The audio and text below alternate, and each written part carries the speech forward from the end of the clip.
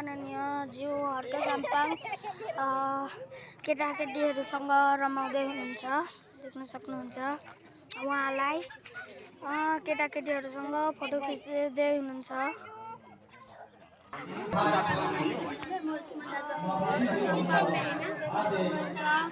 हर्क साम्पाङ ज्यू फोटो खिचाउँदै हुनुहुन्छ, बालबालिकासँग रमाउँदै हुनुहुन्छ। उहाँ एकदमै धेरै केटाकेटीहरूसँग फोटो खिच्ने, उहाँसँग देख्न सक्नुहुन्छ। केटाकेटीहरूसँग जिस्किँदै हुनुहुन्छ, उहाँ देख्न सक्नुहुन्छ।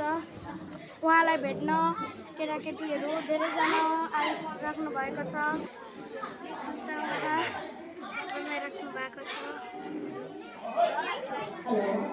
देख्न सक्नुहुन्छ उहाँ भुइँमै बसिरहनु भएको छ। उहाँ किन भुइँमा बस्नुहुन्छ?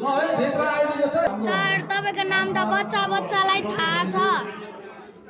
तपाईँको नाम के छ? उहाँलाई भित्र धेरै कुर्सी राख्नु भएको छ, तर उहाँ केटाकेटीसँग भुइँमै रमाइरहनु भएको छ। भित्र कुर्सी हुँदाहुँदै पनि उहाँ बाहिर बसिरहनु भएको छ, बालबालिकासँग रमाइरहनु भएको छ।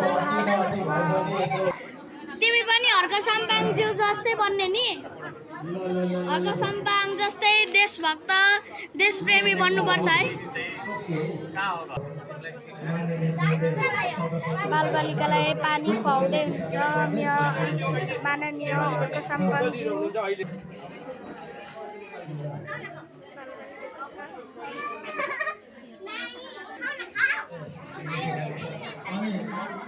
पानी खुवाउँदै हुनुहुन्छ माननीय ज्यूले, पानी खुवाउँदै हुनुहुन्छ बच्चालाई।